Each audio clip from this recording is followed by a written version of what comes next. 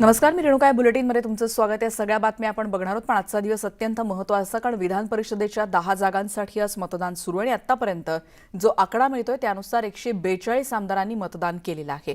भाजपच्या 104 आमदारांनी मतदान केलंय। सुधीर मुनगंटीवार दुपारपर्यंत मतदान करणार आहेत। दुपारी 4 वाजेपर्यंत मतदानाची वेळ आहे आणि या निवडणुकीसाठी 11 उमेदवार रिंगणात आहेत।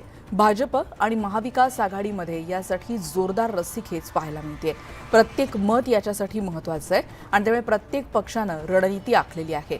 राज्यसभेप्रमाणे कुठलाही दगाफटका होऊ नये यासाठी महाविकास आघाडीकडूनही काळजी घेतली जाते आणि भाजपकडूनही अतिरिक्त मतं मिळवण्यासाठी रणनीती आखण्यात आलेली आहे। त्यामुळे आत्ताच्या क्षणाची एक महत्त्वाची बातमी, या 10 जागांसाठी 11 उमेदवार रिंगणात आहेत आणि निवडणुकीचं प्रत्येक अपडेट सध्या आपण न्यूज 18 लोकमतवर पाहतो आहोत।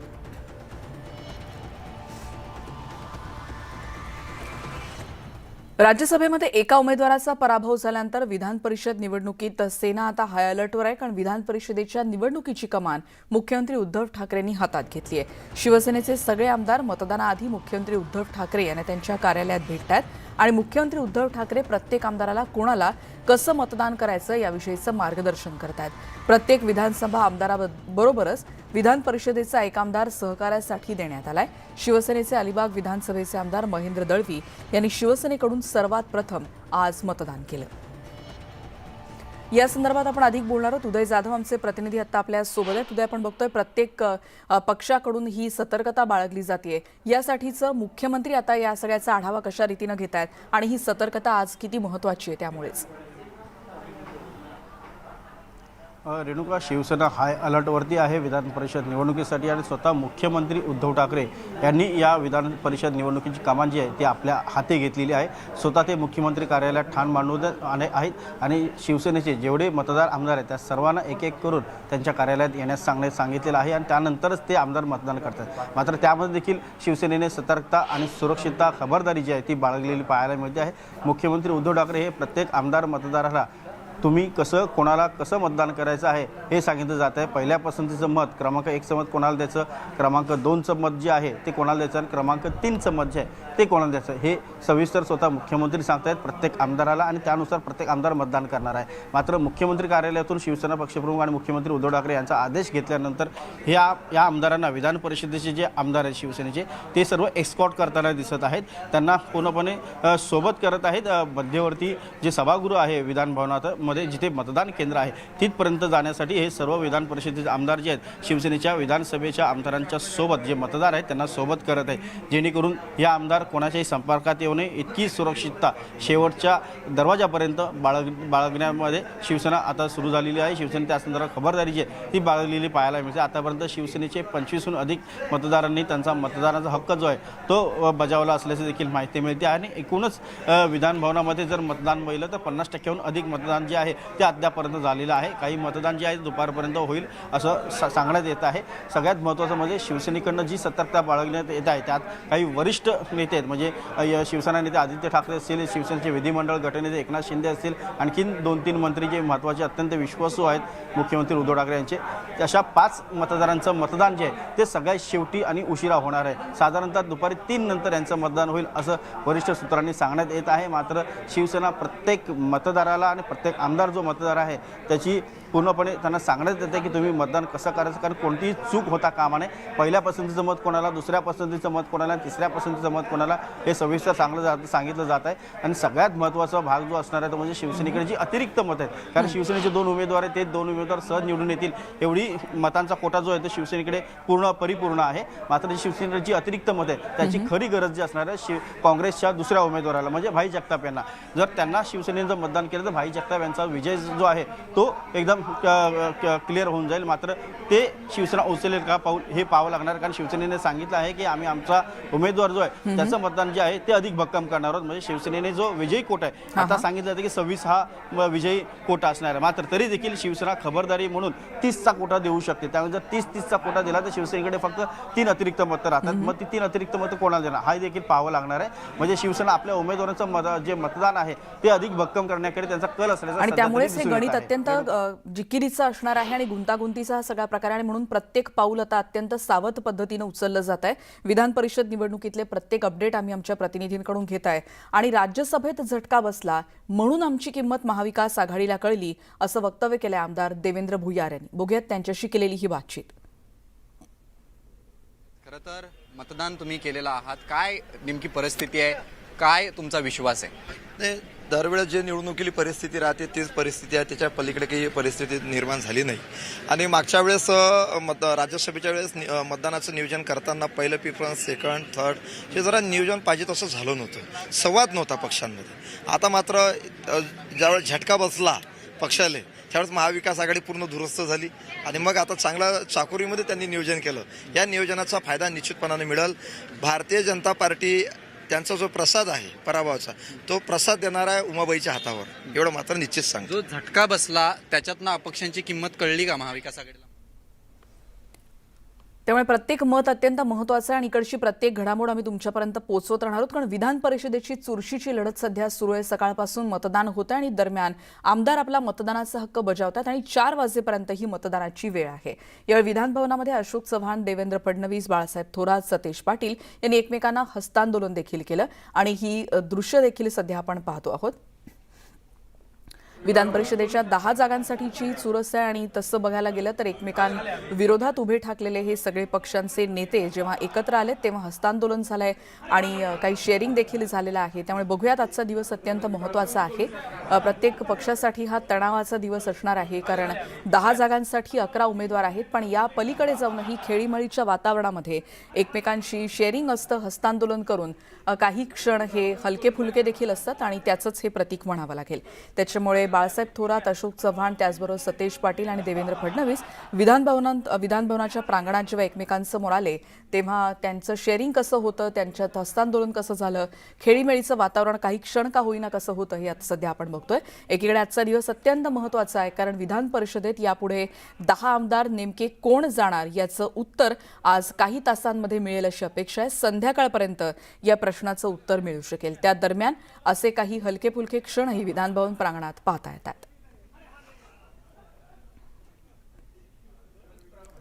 त्यामुळे आतापर्यंत 142 आमदारांनी मतदान केलेलं आहे आणि एकीकडे रामराजे निंबाळकर, त्याचबरोबर राम शिंदे भाजपकडून असे सगळे महत्त्वाचे नेते या सगळ्या निवडणुकीसाठी सज्ज आहेत. उमा खापरेंना देखील भाजपकडून संधी देण्यात आली आहे. प्रसाद लाड यांच्याकडून देखील मोठ्या अपेक्षा असणार आहेत कारण बघूयात नेमकं कोण निवडून जात आहे. सचिन अहिर शिवसेनेकडून कालच आपल्याला माहिती आहे, काल शिवसेनेच्या सगळ्या आमदारांना काल शिवसेना वर्धापन दिन आणि विधान परिषद निवडणुकीच्या पार्श्वभूमीवर पक्षप्रमुख आणि राज्याचे मुख्यमंत्री उद्धव ठाकरे यांनी संबोधित केलेलं होतं आणि विजय आपलाच असल्याचा विश्वास देखील प्रत्येक पक्षानं व्यक्त केलेला आहे.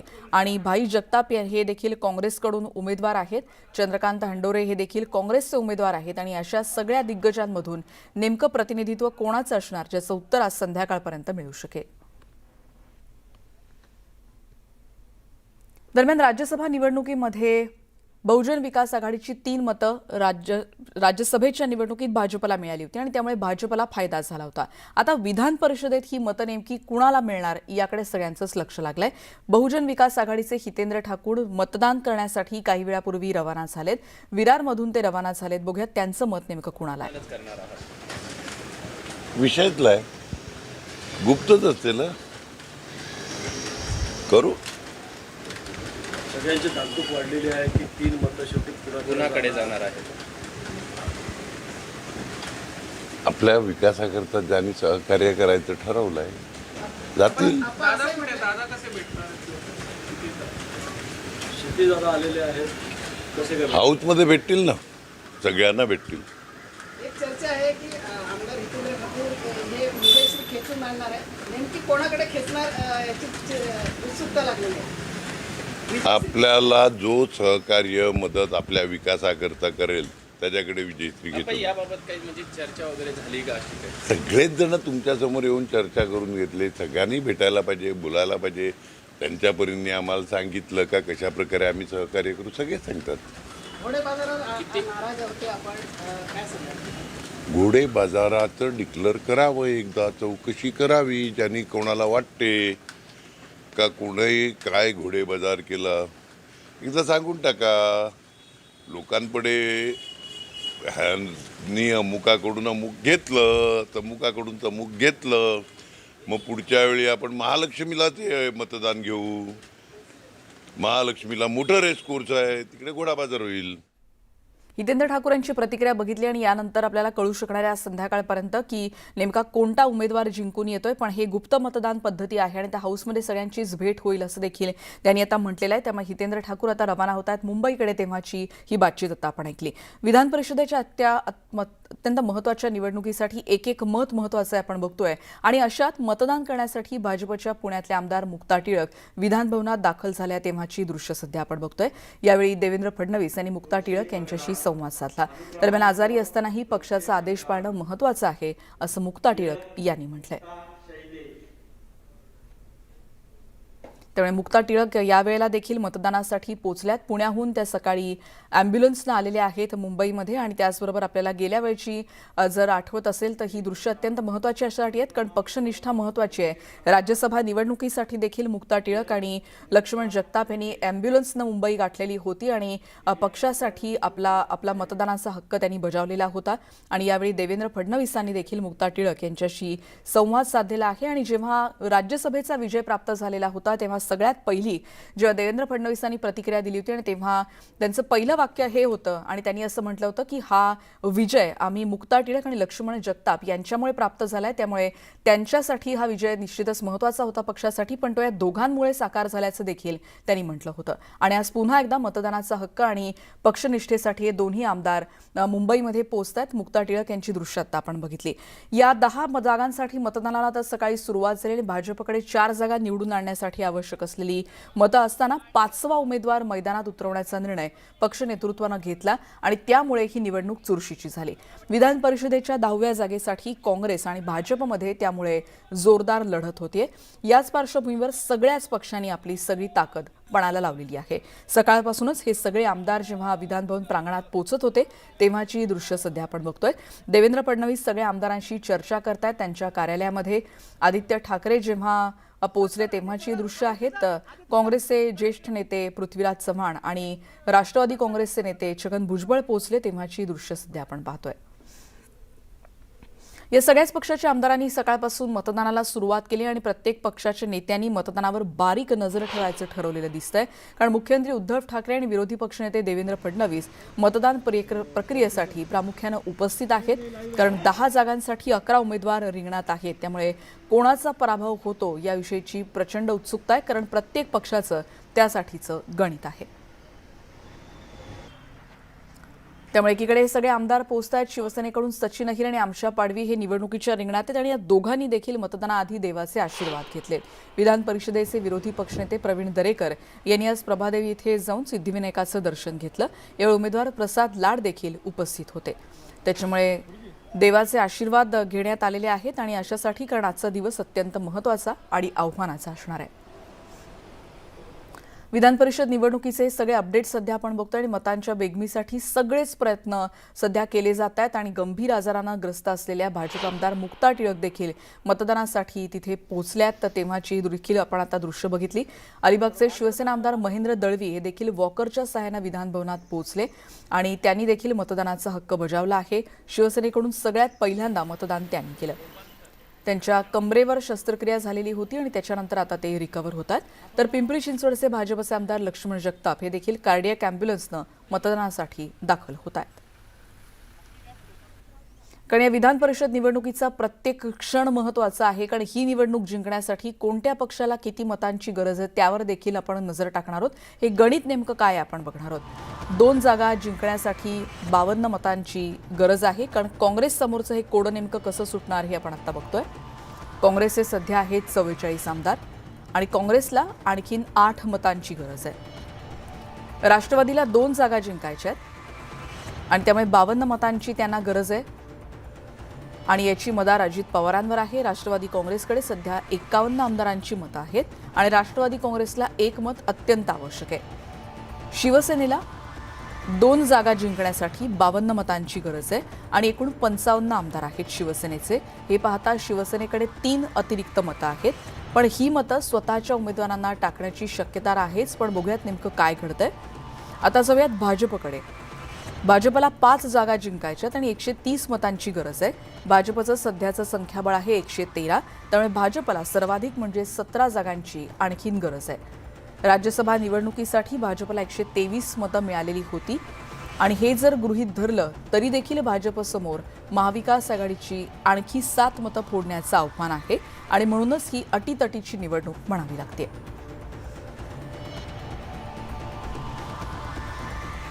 आणि नंतर एक ब्रेक घेऊन इतरही बातम्यांचा पुन्हा भेटणार आहोत. पहा फक्त मुद्दा महाराष्ट्राचा.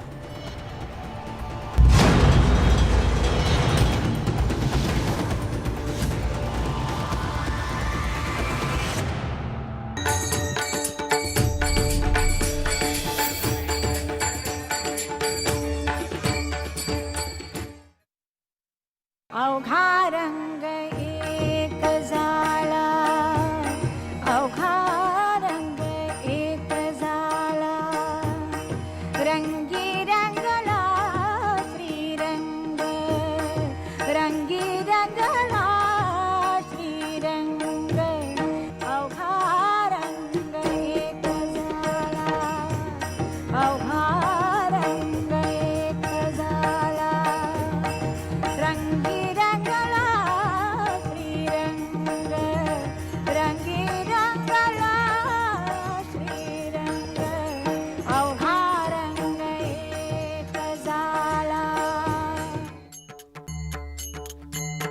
नमस्कार, मी यामिनी महामुणकर. मुद्दा महाराष्ट्रामध्ये तुमच्या सर्वांचं स्वागत. संत तुकाराम महाराजांच्या पाद्यपूजन इनामदार वाड्यात झाले. संत तुकाराम महाराजांच्या पादुकांचं पूजन आणि आरती देहूतील इनामदार वाड्यात करण्यात आली. यावेळी हजारोंच्या संख्येनं भाविक उपस्थित होते. यानंतर पादुका मुख्य मंदिरात नेण्यात येणार आहेत.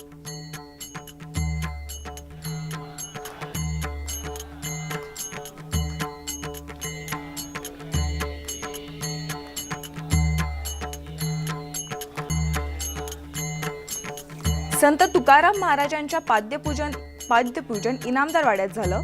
संत तुकाराम महाराजांच्या पाद्यपूजनाचं पूजन आणि आरती देहूतील इनामदार वाड्यात करण्यात आली. यावेळी हजारोंच्या संख्येनं भाविक उपस्थित होते. यानंतर पादुका मुख्य मंदिरात नेण्यात येणार आहेत.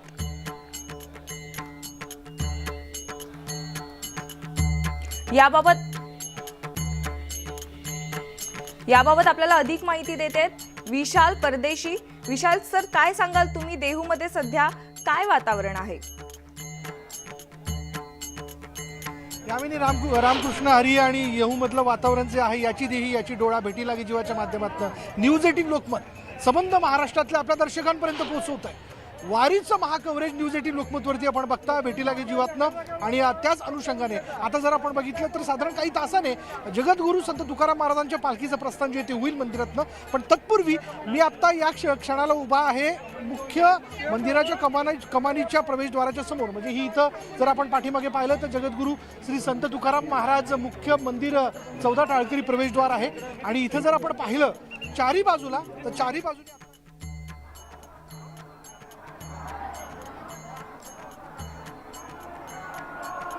देहू इथे संत तुकाराम महाराजांचं पादुकांचं प्रस्थान झालेलं आहे. आपण ही सर्व दृश्य न्यूज 18 लोकमतवर थेट पाहतोय. संत तुकाराम महाराजांचं पाद्यपूजन सोहळा देहूत एकंदरीत संपूर्ण भक्तिमय वातावरण झाल्याचं आपल्याला दिसतंय.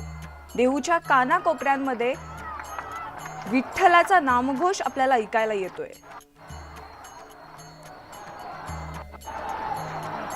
ही संपूर्ण थेट दृश्य तुम्हाला न्यूज 18 लोकमतवर पाहता येत आहेत.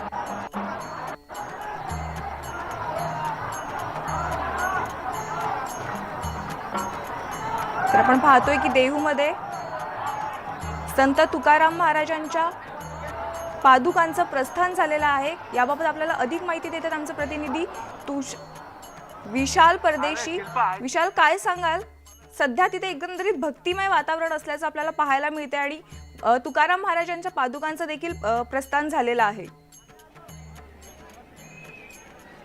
यामिनी अजून तुकाराम महाराजांच्या पादुकांचं प्रस्थान जे ते झालेलं नाही, अर्थात त्याचं पाद्यपूजन सुरू आहे आतमध्ये. प्रस्थान व्हायला साधारण दुपारी 2 वाजतील आणि या प्रस्थानापूर्वीची दृश्य जर मी तुम्हाला दाखवायची झाली तर आत्ता देहूमध्ये मोठ्या संख्येने वारकरी जे आहेत ते चहूबाजूने दाखल होत आहेत. म्हणजे हा देहूमध्ये प्रवेश करण्याचा मार्ग जो आहे देहू रोड ज्याला आपण म्हणतो त्या ठिकाणाहून आता वारकरी जे आहेत ते थेट इथे येऊन पोहोचत आहेत आणि त्यानंतर जर आपण समोर पाहिलं तर हे मुख्य प्रवेशद्वारातनं थेट अन्नदानाचा लाभ घेऊन वारकरी जे आहेत ते दर्शनासाठी म्हणून आतमध्ये जाताना दिसत आहेत. अर्थात दर्शनापूर्वी इंद्रायणी काठी जाऊन स्नान करणं हा देखील एक परंपरेचा भाग आहे, तो देखील पार पाडला जातोय आणि त्या अनुषंगाने ते स्नान झालं की देवाच्या दर्शनासाठी म्हणून आवर्जून तिथं भक्त जे ते रांगेमध्ये उभे राहतात. आत्ता या क्षणाला आपल्याला सगळं होतंय की दर्शन बारी जी आहे ती देहूमधल्या पोस्ट ऑफिसपर्यंत जाऊन पोहोचलेली आहे. लवकरात लवकर भाविकांना दर्शन करून बाहेर काढलं जातंय जेणेकरून दुपारचा जो दिंडी सोहळा आहे तो अधिक सुकर होऊ शकेल. माझ्याबरोबर काही वारकरी या ठिकाणी आलेले आहेत, त्यांच्याशी आपण बोलूयात. या अर्थाने बोलूयात की भेटी लागी जीवाच्या माध्यमातून सर्वसामान्य वारकरी ज्यावेळेस व्यक्त होतोय तर त्याला 2 वर्षांनंतर मी ज्यावेळेस वारीमध्ये पुन्हा येतोय तर नेमकं त्याला काय वाटतं? देहू इथल्या संत तुकाराम महाराज मंदिरातून आमचे प्रतिनिधी आहेत सिद्धार्थ गोदाव. आपण त्यांच्याकडून याबाबत तिथल्या वातावरणाची आणखीन माहिती जाणून घेणार आहोत. सिद्धार्थ, काय सांगाल, काय एकंदरीत देहूमध्ये सध्या वातावरण निर्माण झालेलं आहे? आजच्या दिवसातली सगळ्यात मोठी घटना इथं सध्या घडते आहे ती म्हणजे तुकाराम महाराजांच्या पवित्र पादुकांचं आगमन या मंदिरात झालेलं आहे, देवच्या मंदिरात आलेलं आहे. आपण बघू शकतो अगदी धार्मिक पद्धतीने या ठिकाणी त्या चांदीच्या पादुका या ठिकाणी आलेल्या आहेत आणि आता या ठिकाणी आरती महापूजा म्हणजे ज्या पालखीची संबंध राज्यभर वाट पाहिली जाते वारकऱ्यांच्या त्या पालखीची सुरुवात आता झालेली आहे. कारण तुकाराम महाराजांच्या पादुका विधिवत पूजा करून आणि त्याचा अभिषेक करून आता मंदिरात आलेले आहेत. आता या ठिकाणी आपण बघतोय की जी पालखी आहे ज्या पालखीच्या दर्शनासाठी संबंध महाराष्ट्र उभा महाराष्ट्र डोळे लावून बसले असतो त्या पालखीमध्ये आता पादुका ठेवल्या जातील आणि या ठिकाणी पालखी जी आहे दर्शनासाठी अजून खुली करण्यात आलेली नाहीये. फक्त विश्वस्त मंडळ आणि इतर लोक ज्या ठिकाणी आहेत विधिवत या पादुकांची जी आहे जी काही पारंपरिक पूजा असते किंवा या ठिकाणी सगळ्या गोष्टी होत आहेत. आपण बघतोय न्यूज 18 लोकमतवर सर्वप्रथम जे आहेत या पादुकांचं दर्शन न्यूज 18 लोकमतच्या सगळ्या प्रेक्षकांना वारकऱ्यांना सगळ्यांना आपण घडवतो आहे. कारण सर्वप्रथम ही पालखीमध्ये आताच या ठिकाणी पादुका ठेवण्यात आलेल्या आहेत. या पादुकांचं दर्शन आता पुढचे 20 दिवस नागरिकांना पूर्ण केलं जातं. मात्र आता विधिवत पूजा अर्चा आणि जे आहे अभिषेक करून पादुका या ठिकाणी आलेल्या आहेत. पादुका आता आल्यानंतर पालखीची तयारी सुरू होईल. एकंदरीतच आपण बघू शकतो की किती मोठ्या प्रमाणात भाविक या ठिकाणी आहेत. काही निवडक भाविकांनाच मंदिरामध्ये प्रवेश दिला जातो. तेवढेच या ठिकाणी विश्वस्त असतील पालखीचे सर्व सेवेकरी असतील या ठिकाणी आपल्याला दिसू शकतील. सामान्य भाविक जे आहेत सामान्य वारकरी आहेत त्यांना अजून या ठिकाणी पादुकांच्या दर्शनासाठी खुलं करण्यात आलेलं नाही आहे. कारण आता पालखीची पूर्ण तयारी झाल्यानंतरच जी आहे भाविकांना ती दर्शनासाठी किंवा त्यांना या ठिकाणी त्याचं दर्शन व्हावं यासाठी खुली करण्यात येईल. मात्र अत्यंत भक्तिभावाने या ठिकाणी पादुका आणण्यात आलेल्या आहेत आणि पादुकांसाठीची आता पुढची सगळी तयारी या ठिकाणी म्हणजे ज्या घडीची वाट वारकरी पाहतोय त्या ती घडी आता या ठिकाणी आलेली आहे आणि पादुका आपण बघतोय पादुका या ठिकाणी मंदिरात आलेल्या आहेत. काही वेळातच या ठिकाणी आरती असेल पूजा अर्चा असेल या सगळ्या गोष्टी या ठिकाणी होतील. आपण बघतोय की आपण जे आहे लोक पादुकांचं दर्शन लोकांना दाखवत आहे. या पादुकांसाठी उभा महाराष्ट्र आता त्याच्या दर्शनासाठी या ठिकाणी येतील. आता विशेष भजन कीर्तन या ठिकाणी सुरू होणार आहे. कारण पादुका आल्यानंतर विधिवत भजन कीर्तन या ठिकाणी होत असतं. उत्साह आहे, प्रतीक्षा संपलेली आहे भाविकांची कारण पादुकांचं आगमन या ठिकाणी झालेलं आहे. त्यामुळे सगळ्यांच्या चेहऱ्यावर एक आनंद आहे. आता थोड्याच वेळात जे आहे या ठिकाणी भजन कीर्तनाची सुरुवात होईल आणि आता खरं आपण जर म्हणायला गेलं तर पादुका आणि पालखीच्या निघण्याची तयारी आता सुरू झालेली आहे. कारण भजन कीर्तन झाल्यानंतर जवळपास 2-2:15 दरम्यान अजित पवार या ठिकाणी येथील उपमुख्यमंत्री त्यांच्या हस्ते या पादुकांची पूजा होईल आणि त्यानंतर पादुका पालखीमध्ये ठेवून जे आहे त्यांना मंदिर प्रदक्षिणा होतील आणि त्यानंतर या मंदिराचं होईल. आता एकंदरीतच आतापर्यंत थोडं शांत वातावरण मात्र पादुका आल्यानंतर एक हालचाल झालेली आहे, एक गर्दी सुरू झालेली आहे. प्रत्येकाला ज्या पादुकांपर्यंत त्या पादुकांवर त्यांना डोकं ठेवायचं. मात्र सर्वसामान्यांना अजून पादुका दर्शनासाठी सुविधा करण्यात आलेल्या नाही. त्यामुळे आपल्याला आणखी गर्दी जी आहे मंदिराच्या बाहेर आहे ती पादुका आल्यानंतर जे असतात त्यांनी सगळ्यांनी मंदिराकडे धाव घेतलेली आणि एकच गडबड आता मंदिराचा प्रवेशद्वार असेल त्या ठिकाणी कारण पादुका आल्यामुळे वारकरी असतील त्यांची प्रत्यक्ष लाभलेली असतात. कसल्याही पद्धतीने जे आहे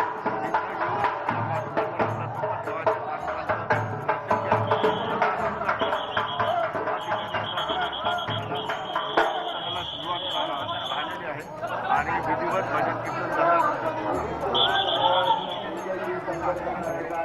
आता क्षणाला जर आपण बघितलं तर याची नाही याची डोळा भेटी लागी जीवाच्या माध्यमातून न्यूज 18 लोकमतवरती आपण हा पादुका प्रस्थाना सोहळ्यापूर्वी म्हणजे प्रस्थान होण्यापूर्वी जे पाद्यपूजन पादुका पूजन केलं जातंय ते पूजन त्याची दृश्य आपण या क्षणाला आपण बघतोय. परंपरेनुसार इथं प्रत्येकाला मान देण्यात आलेला आहे. म्हणजे पादुका त्या देखील एका विशिष्ट पद्धतीने म्हणजे इथं देहूमध्ये जे सराफ घराणं आहे त्यांच्याकडे म्हणून पादुका ज्या ते स्वच्छ करण्यासाठी किंवा त्याला उजाळा देण्यासाठी म्हणून नेल्या जातात. त्यांच्या घरी जाऊन त्यांना उजाळा दिला जातो, त्याचं पूजन केलं जातं आणि ते पूजन केल्यानंतर पादुका ज्या आहेत त्या मानाने मिरवत जे आहेत अब्दगिरी घेऊन हाती ध्वज घेऊन त्या मंदिरामध्ये आणल्या जातात. त्या मंदिरामध्ये पोहोचलेले आहेत आणि मंदिरात जर आपण आता या क्षणाला पाहिलं तर पालखीमध्ये या पादुका ज्या आहेत त्या ठेवण्यात आलेल्या आहेत. आता या क्षणाला लाखो संख्येने भाविक जे आहेत म्हणजे जे तुकोबांच्या पालखीबरोबर पंढरपूरपर्यंत जाणार आहेत ते सगळे भाविक जे ते मोठ्या संख्येने दाखल होतात. चारी दिशेने भाविक येतात कारण 2 वर्षानंतर हा सोहळा जो आहे तो पार पडतोय. त्यामुळे प्रत्येक वारकरी आनंदाने कसं आपल्याला इथे येता येईल आणि या वारीमध्ये सहभागी होता येईल या दृष्टीने प्रयत्न करतोय. म्हणून जर आता आपण पाहिलं तर अजून या पादुका ज्या आहेत त्या सर्वसामान्य भाविकांच्या दर्शनासाठी ठेवण्यात आलेल्या नाहीत पण त्या पालखीमध्ये विराजमान करण्यात आलेल्या आहेत. थोड्या वेळात त्याच्यावरती पंचामृत अभिषेक त्याचं पूजन करण्यात येईल आणि हे पूजन केल्यानंतर या पादुका ज्या आहेत त्या मंदिरातनं आरती करून बाहेर पडतात. साधारण या सोहळ्याला न्यूज 18 लोकमतच्या दर्शकांना मला सांगायचं की आपण घरी बसल्या बसला सगळा सोहळा बघता तर या सोहळ्याला साधारण 2 वाजतील. 2 वाजेनंतरच हा सोहळा जो आहे तो सुरू होईल आणि पादुका ज्या आहेत त्या सगळ्या पूजनानंतर बाहेर पडायला साधारण 4 वाजू शकतात आणि 4 वाजल्यानंतर ज्यावेळेस पादुका सभामंडपात बाहेर पडतात तेव्हा एकच माऊलीचा जयघोष केला जातो, जगद्गुरू संत तुकारामांचा जयघोष केला जातो आणि या पादुका ज्या त्या प्रदक्षिणा पूर्ण करतात. ही प्रदक्षिणा देखील पूर्ण होण्यासाठी साधारण तास दीड तास लागतो आणि त्यानंतर ज्या आहेत त्या पादुका या मंदिराच्या बाहेर पडतात आणि बाजूलाच असलेल्या एका ठिकाणी जाऊन त्या विसावतात. तर असा एकूण हा सोहळा असतो. पण या सोहळ्यापूर्वी आता क्षणाला सबंध देहूमध्ये मोठ्या संख्येनं वारकरी दाखल होत आहेत. आनंदाचे तो ही आनंदाची तरंग असं म्हणलं जातं आणि हा भाव नेमका काय असतो तो भाव गेल्या 2 वर्षात भाविकांना व्यक्त करता आला नाही, वारकऱ्यांना तो व्यक्त करता आला नाही. म्हणून हा भाव व्यक्त करण्यासाठी म्हणून आता भाविक जे ते एक एक करत देहूमध्ये दाखल होत आहेत. पहिले देहूमध्ये दाखल झाल्यानंतर जर आपण पाहिलं तर पहिले इथे इंद्रायणी काठी स्नानाचा लाभ आणि त्यानंतर दर्शनाच्या रांगेत ते उभे राहतात. आता एक क्षणाला आपल्याला कळतं की दर्शन बारी जी आहे ती देहूतल्या पोस्ट ऑफिसच्या पुढे येऊन पोहोचलेली आहे. आता बरोबर माझे काही इथं वारकरी इथे उपस्थित आहेत. माऊली 2 वर्षांनी आता पुन्हा येणं झालं बरोबर होय ना? मग आता कसं वाटतंय असं म्हणण्यापेक्षा आनंद वाटतो. उस्मानाबाद तालुका जिल्हा उस्मानाबाद करजखेडा गाव. मी 5 एकर जमिनीवाला शेतकरी लहान छोटा तरी माझ्या सहभावकीनं मी बाहेर पूर्ण गेलो. बद्रीनाथ केदारनाथ अयोध्या कुठे माझे पूर्ण एकदा म्हणतात 2दा 3दा झालेलं आहे. सगळे झाले पायानं. पण सारे तीर्थ बार वारी एक बार बारी वारी एकदा केली की सगळ्या तीर्थस्थानाचं पुण्य मिळतं बरोबर की नाही? बरं माऊली बरं मला सांगा काय लावलं यंदा शेतात? थोडे मका ज्वारी काय बाकी छोटे छोटे ऊस आहे. थोडा पेरणी झाली? पेरणी पाऊसच नाही. पाऊसच नाही. कोरडा ठाकायचं सगळं. पण यंदा माऊली काय प्रार्थना करणार?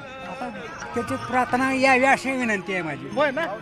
पाऊस यावा असं त्यांचं म्हणणं आहे. आणखी ते लोक थोडेच बाजूला माऊली असं मग सगळ्यांना बोलताय. कुठून आले? आम्ही मुखेड तालुका नांदेड जिल्हा नांदेड मराठवाड्यात मराठवाड्यात. बरोबर. मग आता 2 वर्षानंतर वारी येणं झालं बरोबर? हो 2 वर्षाला वारी येणं झालं. आता सगळं सोडून देऊन नंबर 1 काम करायसाठी आल्या की दर्शन आम्हाला भेटावं, माऊलीचं दर्शन मिळावं बरोबर. मग कोणा बरोबर आला? मंडळी बरोबर आला? मंडळी बरोबर आल्या. होय का? दिंडी आहे 18 नंबर. दिंडी 18 नंबरची. पुढं का माग? पुढं रथाच्या पुढं 18 नंबर दिंडी. होय ना? 18 नंबर दिंडी. मग यंदा ज्यावेळेस पंढरपूर पर्यंत पोहोचाल बरोबर ना? मग जर दर्शनात उभे राहिले तर काय इच्छा आहे बुवा? काही इच्छा नाही, नंबर 1 व्हा, सत्तेवानं ठेवा, आमची एवढी विनंती आहे. असं वाटतं की मानाचं वारकरी दाम्पत्य म्हणून लाभ मिळावा काही हा, पत्ते म्हणून लाभ मिळावा. प्रत्येकाच्या मनात ते असतं. अर्थात ती माऊलींची इच्छा असते. आणखी काही लोक आपल्या बरोबर आलेले. हा माऊली कुठले? मी सातारा कराड. सातारा कराडचे का? हा, मुंबईवरून आलोय मी. मुंबईवरून आले. दरवर्षी येतात. 76 पासून आहे. 76 पासून. म्हणजे आता किती वर्ष झाली? झाली असतील 45-47 वर्ष झाली. 47 वर्ष झाली वारी करताय. मला सांगा, या दर्शन झालं का पादुकांचं? पादुकाचं दर्शन झालं. बरोबर. मग आता इथून उद्या कुठं माऊलीच्या ह्या पालखी बरोबर निगडीपर्यंत जाणार आणि मग उद्या माऊलीच्या प्रस्थानाला आणि मग दोन्ही माऊलीच्या पालखी बरोबर सासवड पर्यंत जाणार सासवड पर्यंत जाणार आणि परत मुंबईला जाऊन परत पंढरपूरला. परत मुंबईला जाऊन पंढरपूरला जायचं. पण पायी वारी पूर्ण होत नाही. नाही शक्य नाही वयामानानुसार. जेवढं होईल ते आणि काय नोकरी विक्री धंदा हे सांभाळून सांभाळून करायचं. करायचं. माझ्या आळंदीची महिन्याची वारी आहे. आळंदीची महिन्याची वारी करतो तुम्ही. होय ना? बरं. एक अभंग म्हणून जाऊ छोटासा. हा बरं म्हणा, अभंग म्हणा. हा म्हणा.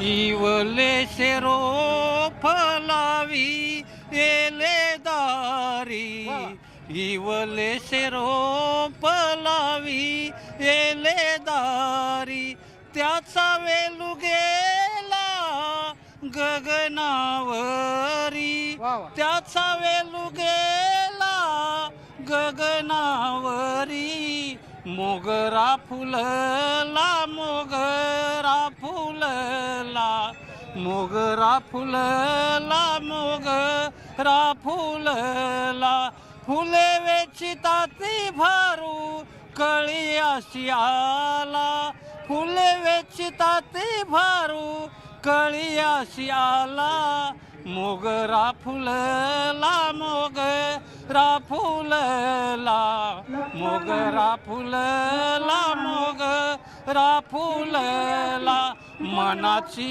मनी गुंपी एला शेला, मनाची मनी गुंपी एला शेला, बाप रखमदेवीवरू विठ्ठल वारपीला, बाप रखमदेवीवरू विठ्ठल वारपीला, मोगरा फुलला मोगरा फुलला, मोगरा फुलला मोगरा फुलला. माऊलींसाठी सगळे टाळ्या होऊन जाऊ द्या. माऊलींच्या डोळ्यात शेवटी पाणी आलं. हे भक्ताचे सूर आहेत, त्याच्या पायापर्यंत पोहोचतात. साधे भोळे बाबडे सूर आहेत. तो कधीच कोणाकडनं काही मागत नाही. मुठभर चुरमुरे असो किंवा मग भाकरी चटणी असो, त्याला सगळंच गोड असतं. तसा तो सावळा विठ्ठल या सगळ्या भक्तांची वाट बघतोय आणि हे वारी संप्रदायातच आपल्याला इथे येऊन बघायला मिळतं. काय झालं माऊली, एकदम पुन्हा भरून आलं एकदम. अर्थात 2 वर्षांनी ती सगळी वारी होते. प्रत्येकाच्या भावना ज्या आहेत त्या आणखीन. या माऊली, मावशी पुढे या जरा. या या. कुठून आल्या? पंढरपूरला. पंढरपूरून इथं आल्या? होय, आनवलीचे लोक इथून पंढरपूरला चालले ना. जाते ते 2 वर्ष झालं आमची वारी झाली नाही ना. हा ना. खंतावलं मन. होय होय. कधी एकदा देवाला भेटून होते ना. कधी एकदा देवाला मग भेटणं असं मग किती किती कसली आपली चांगली लोक आपल्यातनं गेली ना निघून. हो ना. हाय का नाही? वाईट वाटतं. वाईट वाटतं. मनात खंत येते. होय. होय ना. पण मग आई, मग आता यंदा कसं, म्हणजे इथून पायी चालत जाणार. पायी चालत जाणार. होय ना. होय. आणि मी यांच्या तुकोबांच्या पालखी बरोबर. पालखी बरोबर. हा, दरवर्षी असते. दरवर्षी असते. गेली 2 वर्षांनी होऊ शकते. तेवढंच जवळला वाईट वाटतं ना. हो ना. मग आता यावर्षी काय मागायचं ठरवलेलं? काय नाही, सगळ्याला कोरोना काय कुणाला काय सुद्धा होणे की दुसरं कसलीच विघ्न कुणावर येऊ नये, आपल्यावर संकट येऊ नये. गर्भवासी सुखी घालावे आम्हासी, सर्वांना सुखी राहावं हीच त्या परमात्म्याकडे प्रार्थना. हीच प्रार्थना सगळ्या जनकल्याणाची प्रार्थना. माऊलींनी देखील प्रसादानाच्या माध्यमातून विश्वशांतीची, विश्वकल्याणाची प्रार्थना जी ती केलेली आहे. आता विश्वात्मके देवे येणे वागेतने तोषावे, तो सोनी मज द्यावे, पसाया दान हे असं त्यांनी म्हटलेलं होतं. या प्रसादानात अख्ख्या विश्वाची कल्याणाची आणि विश्वशांतीची चिंता त्यांनी व्यक्त केली किंवा त्यांचं म्हणणं मांडलं. वांशील तोते लावो प्राणी जात. सगळ्यांसाठी. सगळ्यांसाठी. आणि सगळ्यांसाठीच मांडण्याकरता हे सगळे वैष्णव जे आहेत त्या मोठ्या संख्येनं 2 वर्षांनी का होईना पुन्हा एकदा इथं आपण दाखल झाल्याचं बघतोय. आपण जर पाहिलं बघा, ही अशी मोठी रांग जी आहे ती सगळी लागताना दिसते. कुठे अन्नदान असेल, कुठे दर्शनाची सगळी रांग आहे. हा सगळा भाविकांचा, वैष्णवांचा उत्साह आहे जो यावर्षी जगद्गुरू संत तुकाराम महाराजांच्या पालखीच्या प्रस्थानाच्या निमित्ताने इथं आपल्याला ओसंडून वाहताना दिसतो. खरं तर हाच एक असा सोहळा आहे महाराष्ट्रातला ज्यामध्ये आपल्याला एकोपा दिसून येतो, ज्यामध्ये कुठेही लहान मोठे किंवा महिला पुरुष असा कुठलाही भेद बाळगला जात नाही, सगळे समान आहे. यारे यारे सान थोर याची भलती नारी नर असं म्हटलेलं आहे की प्राण्यांपासून अगदी सूक्ष्म जीवांपासून तर माणसांपर्यंत सगळे आहे अधिकार कलियुगी उदार हरीच्या नामे यारे यारे सान थोर यारे यारे लहान थोर भरते याती नारी नर. याती बोलेगा तो म्हणजे जे अर्धांग आहे त्यांना सुद्धा अधिकार आहे. त्यांना सुद्धा अधिकार आहे. सगळ्यांना या वारीमध्ये अधिकार दिलेला आहे. त्याच्यामुळे तुकोबांनी म्हणजे भलेही त्यांच्या गाथा या इंद्रायणी काठी बुडवल्या गेलेल्या होत्या, त्या गाथा पुन्हा एकदा ज्या आहेत त्या या सगळ्या वैष्णवांमध्ये प्रतिबिंबित झालेले आहेत, उतरले गेलेले आहेत. त्याच्यामुळे जेव्हा कुठे आपण एखाद्या अभंगाची पहिली ओळ सुरुवात करतो तर कोणीतरी यांच्यासारखा भाविक जो आहे तो यातनं त्या अभंगाची पुढली ओळ पूर्ण करण्याकरता म्हणून व्यक्त व्हायला लागतो. भावना देखील टोकाच्या आहेत आणि अशाच या टोकाच्या भावना ज्या सर्वसामान्य लोकांच्या, सर्वसामान्य वारकऱ्यांच्या भेटी लागे जीवाच्या माध्यमातून न्यूज 18 लोकमत सगळ्या घडामोडी तुमच्यापर्यंत पोहोचवणार आहे.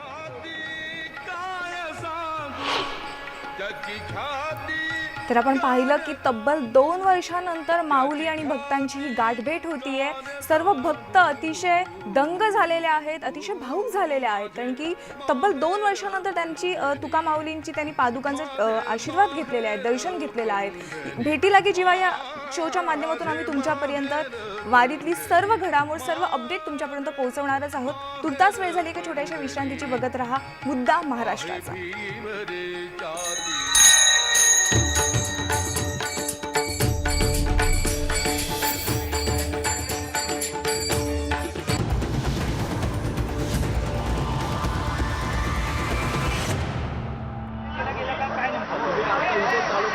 माझ्या घरी 2 दिवसापासून अमरावतीच्या सीपीने अटक वॉरंट पाठवून माझ्या घरी मुंबईच्या पोलीस पाठवले. मुंबई सीपीने त्यांना सहकार्य केलं. मुंबईचे पोलीस गाडी घेऊन मला घेण्यासाठी जर माझ्या घरी येतात, अमरावतीवरून पोलीस मुंबईला येतात.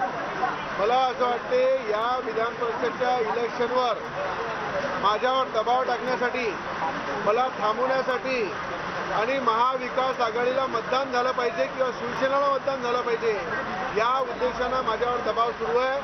पण एक लक्षात ठेवा, ज्या ठिकाणी राज्यसभेमध्ये संजय पवारांना जे मतदान झालं त्या ठिकाणी एकनाथ शिंदेनी जे मेहनत केली त्याच्यामुळं संजय पवारांना मतदान झालेलं आहे. आणि संजय राऊत काल माझ्यावर बोलले की रवी राणा आमच्या पायाशी. अरे एक लक्षात ठेवा, ज्या जनतेने तुम्हाला ज्या विश्वासाने निवडून दिलं, 56 वर्षानंतर पहिल्यांदा तुम्ही या जनतेशी धोका दिलेला आहे आणि तुम्हाला जनता पायाशी घेईल हे लक्षात ठेवा.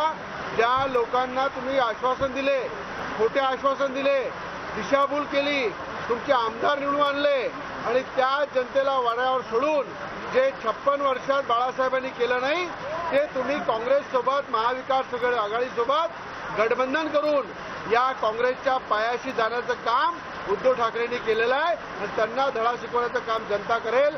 मी आज 2 दिवस मुंबईच्या बाहेर होतो आणि मुंबईच्या बाहेर राहून आज डायरेक्ट मतदानासाठी आलो, कारण मला माहीत आहे पोलिसांचा वापर करून मला कुठल्याही क्षणी अटक केली असती, माझ्यावर दबाव टाकला असता, मला कुठेतरी थांबवण्याचा प्रयत्न केला असता. म्हणून विधान भवनामध्ये मी आज येऊन मतदान करणार आहे आणि या ठिकाणी भाजपचे 5 उमेदवार निवडून येईल अशी मला खात्री आहे. आणि या ठिकाणी हनुमान चालीसा राज्यसभेच्या इलेक्शनच्या वेळेस सुद्धा मी आतमध्ये घेऊन गेलो होतो, आता सुद्धा घेऊन जाणार आणि बजरंगबलीच्या कृपेने या ठिकाणी भाजपचे आणि देवेंद्र फडणवीसांच्या रणनीतीने हे 5 उमेदवार निवडून येतील. पण तुमचा मतभाग होऊ शकतो, पुन्हा आक्षेप दिला जाऊ शकतो, त्याच्याबद्दल काय म्हणाल? आज मुझे यहाँ पे उद्धव ठाकरे जी के माध्यम से रोकने का काम किया है और 2 वारंट मेरे निकाले. अमरावती से पुलिस मेरे घर में भेजी जाती है. मुझे 2 दिन मैं मुंबई से बाहर था और यहाँ पे मैं हनुमान चालीसा लेके महाविकास आघाड़ी के खिलाफ मतदान करने वाला और मुझे विश्वास है कि भाजपा के 5 उम्मीदवार चुन के आएंगे और यहाँ पे जिस तरह से यहाँ पे मुझे रोकने का काम किया और मतदान से दूर रखने का काम किया, उसका जवाब आने वाले टाइम पे पूरी जनता देगी। और मुझे मालूम है 56 साल में जो बाला साहब ठाकरे ने इस हिंदुत्व को जगाने का काम किया, लोगों को न्याय देने का काम किया, उसी तरह से उद्धव ठाकरे जी ने डुबाने का काम किया है। और आज एकनाथ शिंदे जी की वजह से संजय पवार को मतदान मिला है, क्योंकि आज मुझे लगता है एकनाथ शिंदे जी को बाजू में रखते हुए कहीं न कहीं इन्होंने जो रणनीति खेली है उसका जवाब आने वाले थोड़े टाइम में मिलेगा और भाजपा के उम्मीदवार चुन के आएंगे। तर आपण पाहतोय की विधान भवनामध्ये आता भाजपचे आमदार रवी राणा दाखल झालेले आहेत। पाहूयात पुढची बातमी। राष्ट्रवादीचे आमदार दिलीप मोहिते पाटील विधान भवन परिसरात दाखल झालेत। माझी नाराजी अद्याप दूर झालेली नसून नाराजी दूर होईपर्यंत मतदान करणार नसल्याचं मोहिते पाटलांनी स्पष्ट केलंय। दरम्यान अजित पवारांशी चर्चा करणार असल्याचं देखील दिलीप मोहिते पाटील यांनी सांगितलंय। याबरोबर अनेकांच्या चर्चा झालेल्या आहेत। माझं जोपर्यंत ते काम मार्गी लागत नाही तोपर्यंत माझी नाराजी दूर होणार नाही। संशय कल्लोळ एक निर्माण झाला होता। महाविकास आघाडी जर पाहायला गेलं तर आमदारांना फोन जात आहेत, तुम्हाला काही संपर्क विरोधकांनी केला का? मला कुणीही संपर्क केलेला नाही, करणार नाही। सगळ्यांना माहिती आहे की अजित पवार म्हणते तर तेच दिलीप मोहिते करणार आहे, त्यामुळे मला कुणी संपर्क करायचा विषयच येत नाही। मतदारसंघातली कामं पूर्ण झाली नाहीत म्हणून ही नाराजी आहे? याच्या पलीकडे दुसरी काही नाराजी नाही। आता कोणाशी बोलणार आहात किंवा कशा पद्धती? अजित पवारांशी बोलणार आहे। काय म्हटलंय त्यांनी? बोलवले तुम्हाला? बोलवलं, आता चाललोय मी। मतदान करणार आहात का? अजित पवारांनी सांगितलं करणार आहे। 2.5 वर्षांमध्ये कामं झालेली नाहीत, त्याच्यामुळे ही नाराजी आहे। सगळ्या गोष्टीची चर्चा करायला चाललोय मी। 15 मिनिटात नाराजी दूर होईल असं वाटतंय? बघूया, आणि झालीच नाही तर तुम्हाला परत येऊन भेटतो। विधान परिषद निवडणुकीत मविया आणि भाजपमध्ये जोरदार रस्सीखेच सुरू आहे। मात्र मवियाचे सर्व उमेदवार निवडून येतील असा विश्वास राष्ट्रवादीचे आमदार अमोल मिटकरी यांनी व्यक्त केलाय। अमोल मिटकरी आपल्यासोबत आहेत। खरं तर विधान परिषदेच्या निवडणुकीचं मतदान जर आपण पाहायला गेलं तर 200 पेक्षा अधिक झालेलं आहे। काय तुमचा विश्वास आहे? महाविकास आघाडीचे 6ही उमेदवार निवडून येतील अशा पद्धतीचं मतदान झालंय। सर्व मतदारांना व्यवस्थित पक्षाकडून सूचना गेल्यात, कोणाचंही मत बाद होऊ नये याची काळजी घेतली गेलेली आहे। पहिल्या पसंतीचं, दुसऱ्या पसंतीचं, तिसऱ्या पसंतीचं, चौथ्या, पाचव्या, 6व्या पसंतीचं मत कसं द्यावं याचं प्रशिक्षण राष्ट्रवादी काँग्रेसमध्ये स्वतः अजितदादा, जयंत पाटील साहेब यांनी दोघांनी मिळून आज सकाळपासून ते तिथे मांडून बसलेले आहेत आणि आपल्या पक्षातल्या आमदारांना व्यवस्थित ते सांगतायत। त्याच्यामुळे याचा परिणाम एकच होणार, महाविकास आघाडीचे 6ही उमेदवार निवडून येणार। भाजपच्या एका मोठ्या नेत्याला याचा फार मोठा फटका बसणार। भाजपनं असा विश्वास व्यक्त केलाय की आमचे सगळे उमेदवार निवडून येतील। काही विदर्भातले आमदार जे आहेत ते भाजपच्या संपर्कात आहेत। ठीक आहे, विदर्भाचे आमदार माझ्यासोबतच आहे तिकडे। विदर्भाचे आमदार बोरगेवार असतील, देवेंद्र भुयार असतील, हे जे अपक्ष आमदार आहेत हे सर्व महाविकास आघाडी सोबत आहेत। भाजपला विश्वास नाही आहे, भाजपच्या अतिविश्वासाला मी अहंकार म्हणतो आणि वारंवार यांचा अहंकार मातीत गेलाय। राज्यसभेच्या वेळी घोडेबाजार केला, अर्थकारण केलं, मात्र यावेळी पूर्ण स्ट्रॅटेजी ठरलेली आहे। अपक्षांनी पण सांगितलं की आम्ही यांच्या धमक्याला घाबरणार नाही, आता काही यांची हुकुमशाही नाही, ते लोकशाही, आम्हाला पण आमचं मत देण्याचा अधिकार आहे। मागच्या वेळी त्यांनी प्रयत्न केला बहुजन विकास आघाडीला गळाला लावण्याचा, पण ते यावेळेस सर्व त्यांचं पारडं, म्हणजे मला आता भाजपचे काही आमदार भेटले त्यांनी स्वतः म्हटलं की नाही बोले आता 6 आमदार तुमचे, आमच्या एका आमदाराला फटका बसेल। याचा अर्थ देवेंद्र फडणवीसांचं जे धूर्त आणि कपटी राजकारण आहे त्याला कुठलाही अपक्ष आमदार बळी पडणार नाही। भारतीय जनता पार्टीची जवळपास 6 आमदारांची मतं महाविकास आघाडीकडे असण्याचे संकेत आहेत, नव्हे तसं घडलेलं पण असावं। त्याचं कारण असं आहे की पंकजाताईंना विधान परिषदेवरून डावलणे, याच्यामुळे पंकजाताईंचे काही समर्थक आमदार आहेत आणि 40 वर्ष नाथाभाऊ सारख्यांनी भारतीय जनता पार्टीमध्ये काम केल्यानंतर त्यांचे पण अनेक समर्थक आहेत। त्याच्यामुळे 5-6 मतं महाविकास आघाडीला भाजपचीच पडलेली आहेत आणि आज रात्री खलबतं भाजपची याच्यावरच होतील की आपली कोणती मतं फुटली आणि कोणती मतं महाविकास आघाडीला गेली। त्याच्या मागचं कारण असेल पंकजाताईंचा यांनी केलेला अपमान आणि एकनाथराव खडसे साहेबांना दिलेला मानसिक त्रास। नक्कीच महाविकास आघाडीचे सर्व उमेदवार विजयी होतील असा विश्वास राष्ट्रवादीचे आमदार अमोल मिटकरी यांनी व्यक्त केला आहे। Video journalist Sandeep मोरेसह Vishal Patil, news 18 Lokmat, Mumbai. आपण पाहतोय की राज्यामध्ये विधान परिषद निवडणुकींसाठी मतदान सुरू आहे. 10 जागांसाठी एकूण 11 उमेदवार रिंगणात आहेत. या सर्व घडामोडींबद्दल आम्ही तुम्हाला अपडेट देतच राहणार आहोत. तुर्तास वेळ झाली आहे मुद्दा महाराष्ट्रामध्ये आज इथेच थांबण्याची. मात्र ताज्या घडामोडींसाठी तुम्ही पाहत राहा न्यूज 18 लोकमत.